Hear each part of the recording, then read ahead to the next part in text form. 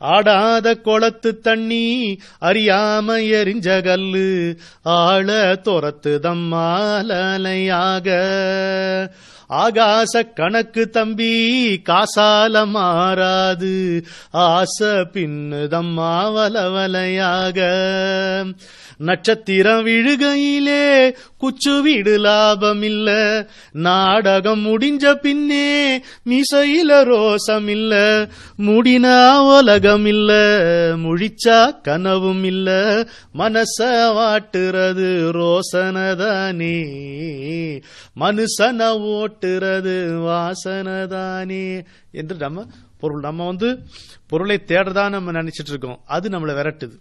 எதை நாம் துரத்துகிறோமோ அது நம்மை விரட்டியே தீரும் என்கின்ற நியதி நம்முடைய பணத்தாசையிலே நிரூபணமாகிறது நித்தம் நித்தம். இயக்குறு திங்கள் இருட்பிழம்பு ஒக்கும் துயக்குறு செல்வத்தை சொல்லவும் வேண்டா. அதாவது நிலவுக்கு வளர்ச்சி உண்டு, தேய்மானம் உண்டு அப்படின்னும் போது இந்த பொருளை பத்தி, அற்பமான பொருளை பத்தி சொல்லவும் தேவையான்னு கேட்கிறார். இதை அப்படியே நம்ம கட்டோபனிஷத்துல எடுத்துட்டு போய் பார்ப்போம். அவர் சொல்றாரு கட்டோபனிஷத்துல, நதத்ர சூரியோபாதி நச்சந்திர தாரகம். அதாவது அதனுடைய முன்னிலையில், இறை என்கின்ற பேரொளியின் முன்னிலையில், இறை என்கின்ற பேரொளியின் முன்னிலையில் சூரியன், சந்திரன், நட்சத்திரங்கள் இவை மின்னுவதில்லை. அக்னியை பற்றி சொல்லவும் வேண்டுமோ, துயக்குறு செல்வத்தை சொல்லவும் வேண்டா சொல்றாரு. பாருங்க எவ்வளவு அழகா பொருத்தமா இருக்கு பெரியவருடைய வாக்கு. இறை என்கின்ற பேரொளியின் முன்னிலையில் சூரியன் திகழ்வதில்லை, சந்திரன் ஒளி வீசுவதில்லை, நட்சத்திரங்கள் மின்னுவதில்லை. அதேபோல் இயக்குறு திங்கள் இருட்பிழம்பொக்கும் துயக்குறு செல்வத்தை சொல்லவும் வேண்டாங்கிறார். ஆனா கட்டோபனிஷத்து எப்படி முடியும் அப்படின்னு கேட்டீங்கன்னா, அந்த குறிப்பிட்ட கவிதை எப்படி முடியும்னா, அதன் முன்னிலையில் எதுவும் ஒளிர்வதில்லை, ஆனால் அதன் ஒளியின்றேல் எதனிலும் ஒளி இல்லைங்கிறார். அதான் இறைவன். அதன் முன்னிலையில் எதுவும் ஒளிர்வதில்லை. இறைவன் முன்னால் நமக்கு என்ன பதவி, என்ன ஸ்டேட்டஸ், ஒன்னும் கிடையாது. ஆனால் அது இல்லை என்றால், அதனுடைய ஒளி இல்லை என்றால் நமக்கு எந்த விதமான இயக்கமும் கிடையாது, திகழ்ச்சியும் கிடையாது, சிரிப்பு கிடையாது, வார்த்தை கிடையாது, கவிதை கிடையாது, மழலை கிடையாது, எதுவுமே கிடையாது. அதனால துயக்குறு செல்வத்தை சொல்லவும் வேண்டா. மயக்கர நாடுவீர் மயக்கர நாடுமின் வானவர் கோனை. மயக்கம் தீர, தெளிவு வர, வானவர்க்கெல்லாம் அரசனான அவனை நாடுங்கள், அந்த செல்வத்தை நாடுங்கள். என்னாகும், பெயர் கொண்டல் போல, கொண்டல்னா மேகம், பெயர் கொண்டல் போல பெருஞ்செல்வமாமே. அது பெய்ய பெய்ய பெய்து கொண்டே இருக்கும் மழை போல, வளர்ந்து கொண்டே இருக்கும் வளத்தை போல பெரும் செல்வம் அவனே, சிவனே, அவனை நாடுங்கள், மயக்கத்திலிருந்து தீருங்கள். பக்தராஜ் மகாராஜ் பாடுவார், घाट में पैसा दान की गठरी होवे ना जो भी साथ, प्रेम का प्यासा है मेरा प्रभु लाओ जी उनके साथ. ஏதாவது இந்த பணம் ஒரு பொற்கிழி மாதிரி பணம் இருக்கும்ல, பணம் மூட்டை கொண்டு காட்டுமே பைசா தானுக்கு கட்டரி, தனத்தை கொண்டு வராங்க. இது வரும், அவன் கூடவே வராது. இதையும் கட்டிட்டு அலையிற நீ இறைவன் மேல காதல் வை. பிரேமுக்கா அப்பியாசா ஹே மேரா பிரபு, என்கிட்ட இந்த பணம் இல்ல ஐயா, ஆனா உன்னிடத்தில் எனக்கு உருக்கமான மனசு இருக்கு. பிரேமுக்கா அப்பியாசா, காதல் என்கின்ற தாகம், இறை காதல் என்கின்ற தாகம் என் இதயத்தில் இருக்கிறது. அப்படி இருக்கணும் அப்படின்னு பக்தராஜ் மகாராஜ் நமக்கு சொல்றார் இல்லையா. நிலவும் இருளும் தேயும் வளரும் என்னெல்லாம் திருமந்திருடைய பாட்டுக்கு பொழிப்புரையாகவே நம்ம புரிந்து கொள்ளலாம். நிலவும் இருளும் தேயும் வளரும், நிலைமை மாறி நினைவை கலக்கும் இல்லையா. என்னடா திடீர்னு பார்த்தா நிலா காணும், இல்லையா பார்த்தா ஒரு சின்ன கீட்டு நகை வெளிம்பு மாதிரி இருக்கும், அவ்வளவுதானா அப்படின்னு இருக்கும். நிலவும் இருளும் தேயும் வளரும், நிலைமை மாறி நினைவை கலக்கும், செலவும் வரவும் செல்வத்தின் இயல்பு, அது செய்யும் சேதம் செப்பவும் வேண்டுமோ. செலவும் வரவும் செல்வத்தின் இயல்பு, அது செய்யும் சேதம் செப்பவும் வேண்டுமோ. மழையாய் அதுவும் மாமழையானது வானாய் வளரும் கோனே அன்றோ.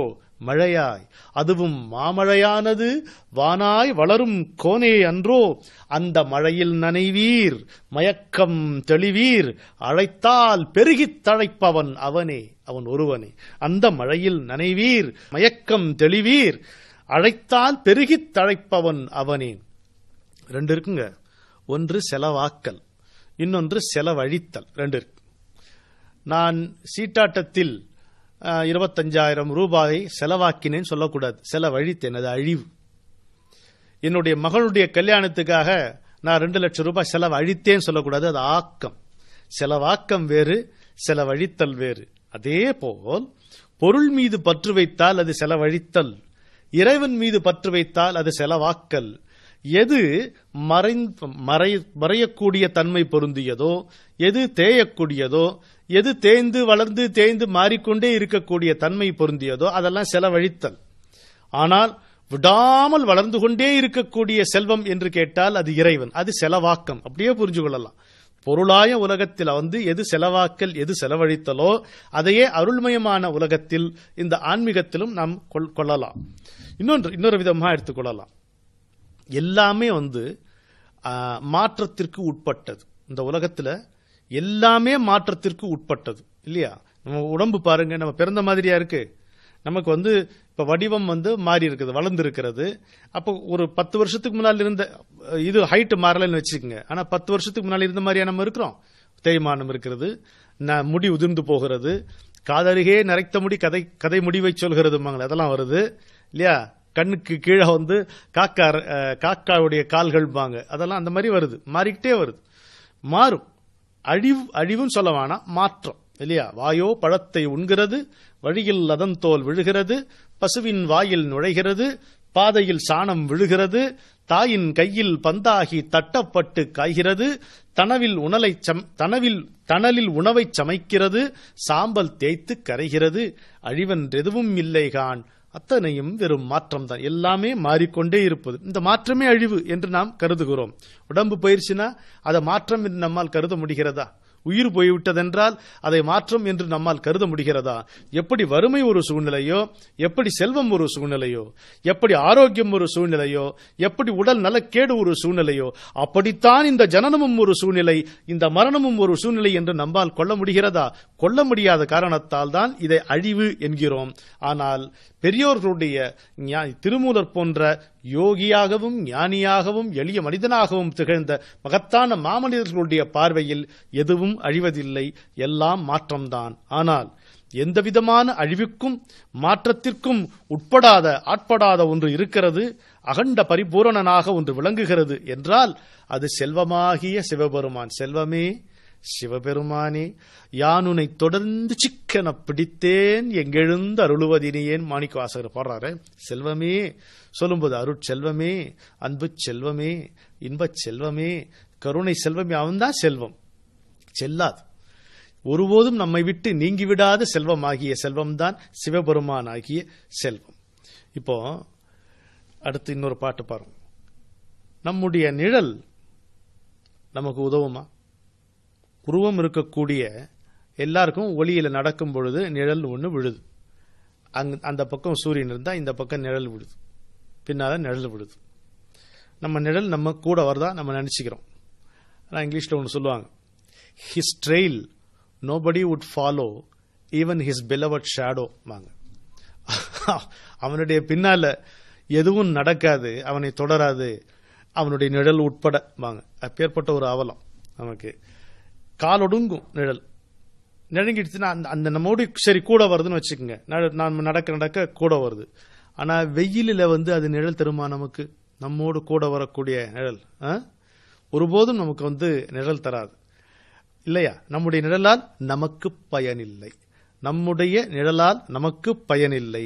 இந்த உடம்பு என்பது நிழல் என்பதை புரிந்து கொள்ள வேண்டும்.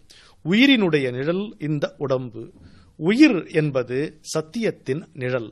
சத்தியம் என்பது இறைவனே, சத்தியம் என்பது சிவனே என்கின்ற கோட்பாடு நமக்கு தெள்ளத் தெளிவாக புரிந்தோமானால் நமக்கு எந்த விதமான மறுட்சியும் இருக்க முடியாது.